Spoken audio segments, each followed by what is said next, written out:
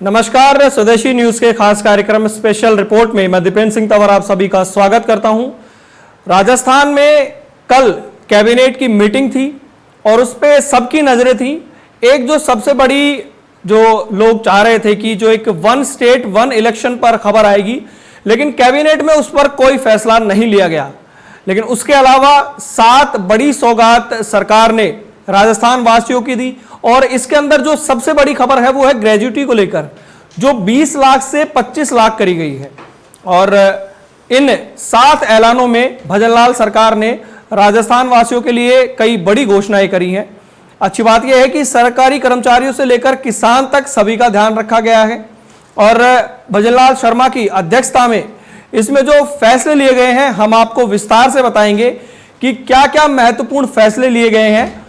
इसके बाद जो फैसले लिए गए उसको प्रेमचंद बैरवा और जोगाराम पटेल ने प्रेस कॉन्फ्रेंस के माध्यम से सबको बताया। आरजीएचएस का दायरा भी बढ़ाया गया है और इसके अंदर आप अपने हिसाब से आप एक व्यक्ति को और शामिल कर सकते हैं। अब पहली जो इसके अंदर सरकार ने सहूलियत दी है, ग्रेजुटी एवं डेथ ग्रेजुटी की अधिकतम सीमा अब 25 लाख तक कर दी है।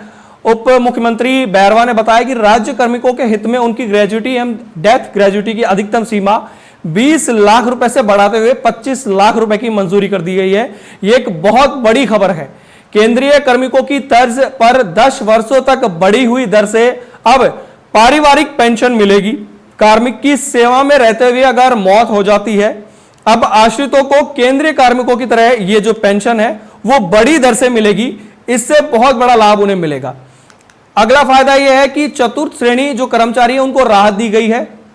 राजस्थान जिला न्यायालय लिपिक वर्गीय स्थापन नियम 1986 के नियम 14A एवं 20 के उपनियम 4 और राजस्थान अधिशेष न्यायालय चालक एवं चतुर्थ श्रेणी कर्मचारी सेवा नियम 2017 के अधिनियम 18 के उपनियम 4 एवं नियम 30 में संशोधन किया गया है। और इससे फायदा यह होगा कि बहुत सारे जो ऐसे कर्मचारी थे जिनके 2 से ज्यादा बच्चे थे वो अब इसका फायदा नहीं ले सकते थे, लेकिन इसमें संशोधन के बाद अब जिनके 2 से ज्यादा बच्चे हैं उन्हें भी इसका अब फायदा मिलेगा। तो एक बहुत बड़ी जो पहले इन कर्मचारियों को दिक्कत आ रही थी उसमें सरकार ने इन्हें फायदा दिया है। अगला जो घोषणा है वो है कि नाथद्वारा देवगढ़ मदारिया रेल लाइन आमान परिवर्तन के लिए भूमि आवंटन सरकार ने कर दी है।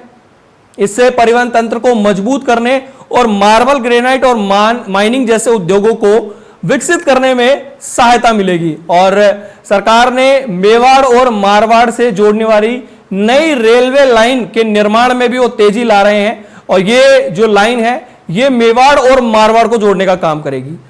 अगला 7,896 करोड़ की लागत से 11 केवी फीडर सेग्रेशन के कार्य होंगे।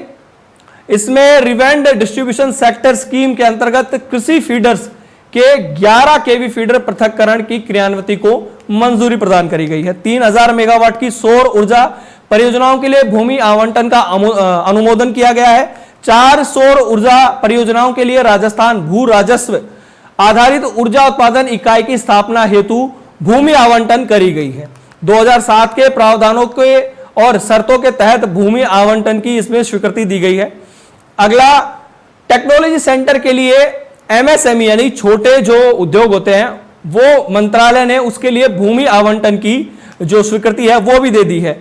उद्योगों के विकास के लिए सरकार प्रतिबद्धता के साथ काम कर रही है। इसी क्रम में केंद्रीय एमएसएमई मंत्रालय को जयपुर में टेक्नोलॉजी सेंटर की स्थापना के लिए जेडीए की दहमी कला संस्थानिक योजना में 12 एकड़ भूमि निशुल्क आवंटित किए जाने की स्वीकृति प्रदान करी गई है। तो ये जो 7 बड़े फैसले सरकार की तरफ से कल की कैबिनेट में लोगों को फायदा पहुंचाने के लिए दिए गए, जिसमें किसान से लेकर जो सरकारी कर्मचारी है उनके लिए सरकार ने ये बहुत सारे फायदे वाले कल 7 फैसले उनका ऐलान किया है।